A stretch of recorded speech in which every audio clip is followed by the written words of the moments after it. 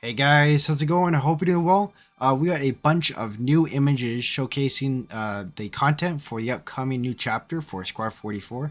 And I gotta say, this is probably shaping up to be one of the best updates that this game has ever had, or at least one of the best. The images that we saw during the live stream are just insane. For the past 6 months, the developers have put in a crazy amount of time trying to bring this chapter to us. Also, it's been officially confirmed that we are getting Guadalcanal as the second map of the Pacific.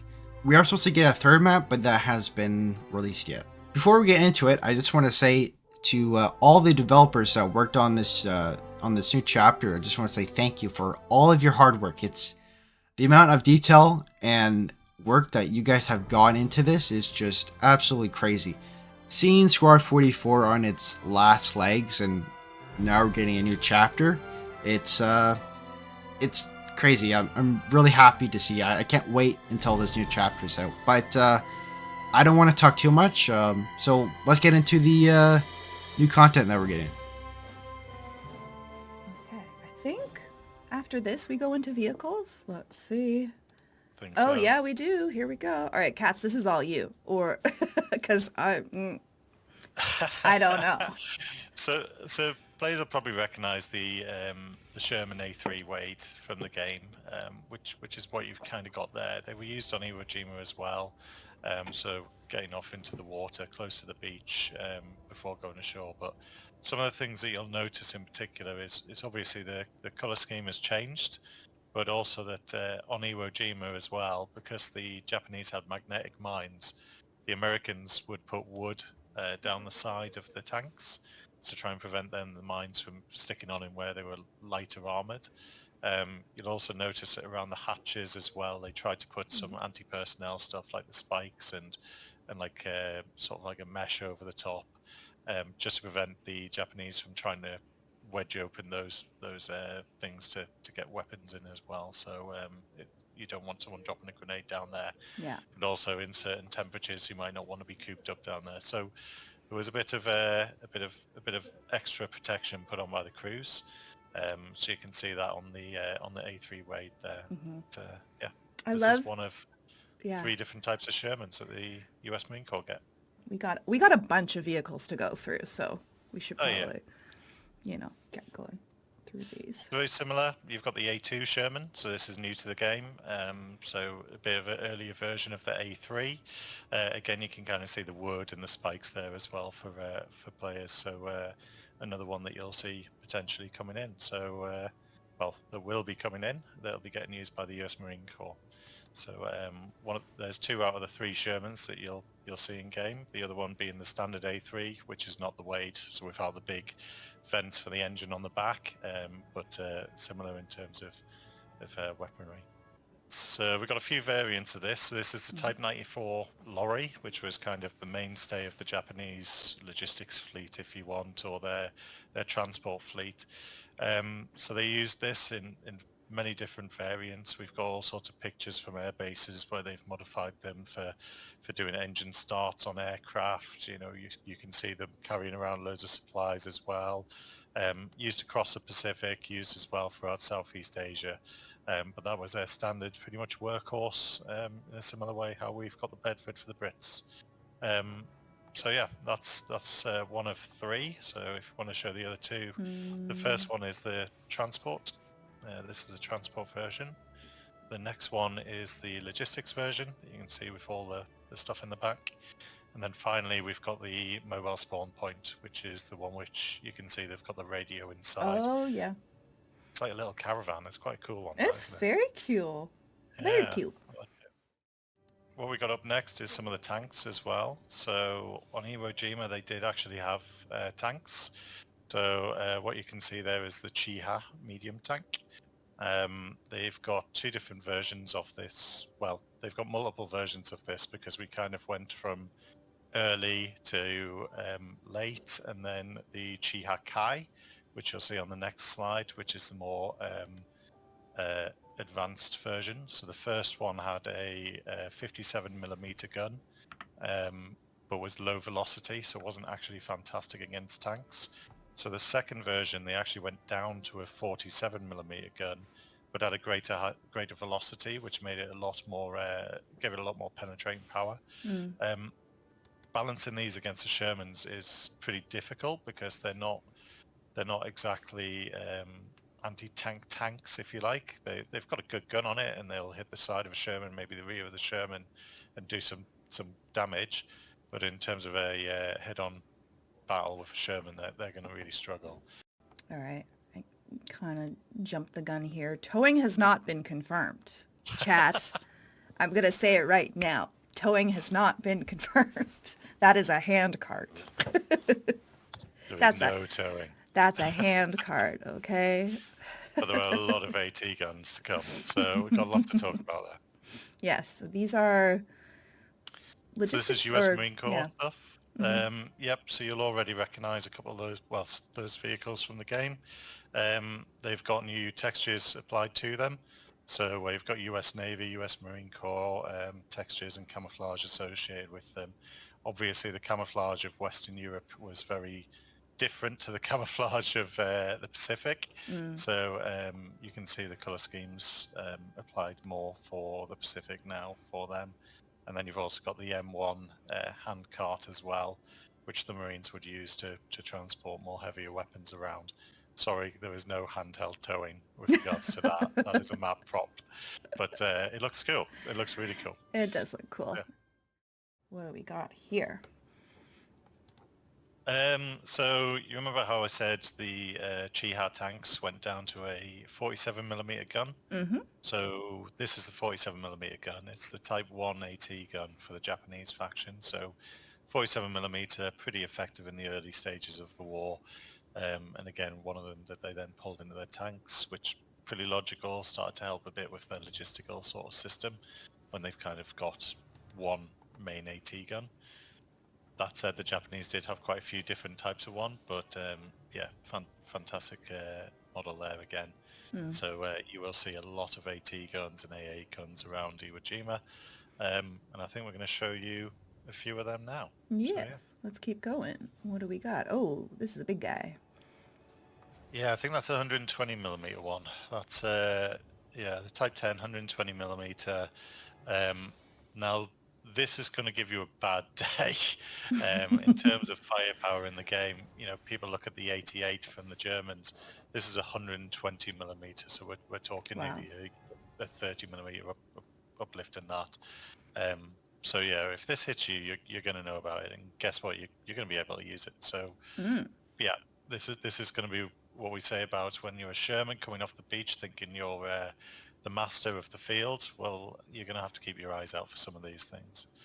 So yeah, that's a Type 96 25mm AA gun. So it comes in single and dual mounts, and I think it comes in treble mounts as well, but we haven't done the triple mount. So you've got single and dual mount variants of this. Similar to the German kind of autocannon that you've got in game at the moment as well. So it's fast firing, but it is a clip that you're putting in there. I can't remember how many rounds are in the clip, I'm afraid. You know, sack the devs, but yeah, really cool weapon again for use as anti-infantry primarily, and against light vehicles it'll be pretty strong. So yeah. We got No more worries. guns. What's this? Type 90 75mm field gun. So this is a bit more of an artillery piece really, but again it's to help balance out against the US tanks. So the guys who probably once thought, actually I've got US tanks all sorted now, you know, I'm going to absolutely smash the entire battlefield.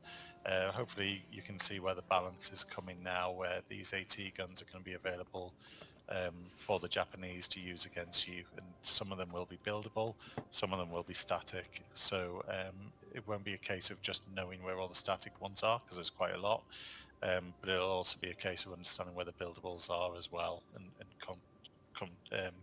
dealing with those as well. So very, very excited to see how it plays out. Yeah, I can promise the devs will be there on day one of the drop playing in it. We did do it. I think, how many did we do? 93 player match the other day? I believe so, yeah. And that was good fun. You got to see a few of the AT guns in use then against tanks and stuff, so that was good. All right. What else we got? Oh, here we go. This is the big boy. So I think it's a 340 millimeter mortar, this one, I think.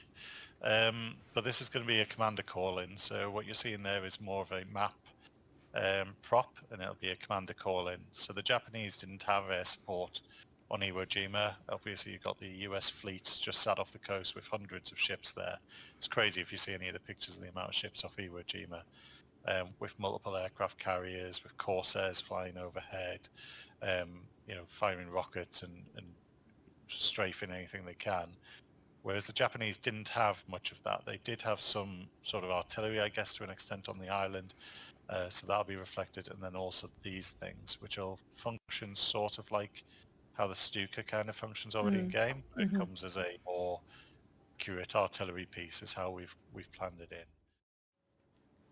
What do we got, Cats? So I think this is the oh god, can't remember the name of this one, but it is effectively this is going to be the Japanese repair crane. So we didn't want to just kind of put a crane out there. We wanted to kind of make it a bit more special for that faction. So that's what you can see there. And this is a recovery vehicle that they did use in the field that we've put together there and mounted it in sandbags, so it's more static as an object and taking the tracks off. So it's as if it's a bit broken down, but they're still using it. So that's going to be your repair crane for that. Siri. I'm sorry. I don't know. I can't see chat, so sorry. It's fine. Type 97 Seiri is what Cubawagon in the chat says. I'll go with that. Yeah. So it's a version of CHHA that they then used for an ARV. I think This is the fob. The fobs, yes. This was one of the hardest things to try and get reference pictures for. Yes. Japanese tents are not something that are easy to find, especially the octagonal one. So as best we can kind of thing off the reference images that we did manage to get. That's what's come together. So that will be the Japanese fob. It is slightly larger than the normal ones, but again, as we said when we've taken over, it's not so much about balance like for like. It's always been the case of asymmetrical balance, if you like. So someone might have better tanks, someone might have better guns, someone might have better commander call-ins or whatever. It's just reflective a bit of kind of the reality. That's how big it was, so that's how big you get. So that's the Japanese fob. Yeah. These chatters, they are getting on my goat, talking about tent ropes. Tent ropes does not mean towing. Oh my gosh, you guys are so silly. All right, what else we got? Ooh, here we go. More Japanese things. More props. Lots of props. Yeah, more props. This is again just to sort of highlight how much work has gone in terms of it being an entire different theatre. So you won't sort of be entering buildings and be like, oh, I remember this in Arnhem or whatever. It is entirely different. The props are different associated with that as well. So we want it to be as immersive as possible, and so the theatre has been, and level design has been taken on to do so, to give you that realistic immersive experience for that. Yeah. So we got, I think we're going into, here we go. These are the last few slides, and I believe they're just all planes. Now these are just props. And I spent a while doing these. I know. Doing these. You can't fly them though, right? No, you can't. But they will. Some of them will be in future commander assets potentially. So what you've got here is a Mitsubishi Zero. So what you can kind of expect from that in future will be sort of your strafing runs and of that nature. And we mentioned about Guadalcanal, so the next slide as well will show you an aircraft that actually was used to attack Guadalcanal several times, which was the Betty bomber. So you'll probably see that, and it's not exactly a dive bomber, it's more of a tactical bomber, so we might have to consider how we do that and reflect that in game for tactical bombing as well as the airfield. Then you've got, I think the next one is my favourite named one. I'm pretty sure it's called the Frank. in terms of like the US reporting name. As military assets go, to be called Frank isn't considered too steely, but yeah, I just thought it was a really cool aircraft to kind of throw in It's there. So really cool. yeah, so we got the Frank, and you can see sort of the refueling and the firefighting equipment that the Japanese used as well. And then finally is probably the aircraft that I was most proud of doing, which is your Corsairs, which are really cool. So It's beautiful. yeah, and honestly, in the trailer, it looks amazing when you're seeing them coming in, and you'll also see it around on Iwo Jima, not just as a commander asset. We wanted to make it as immersive as possible, so you'll likely see some of these flying overhead potentially while you're fighting, to give you a bit more immersive feel as to how it was. So there you go. Really lovely stuff. Holy crap.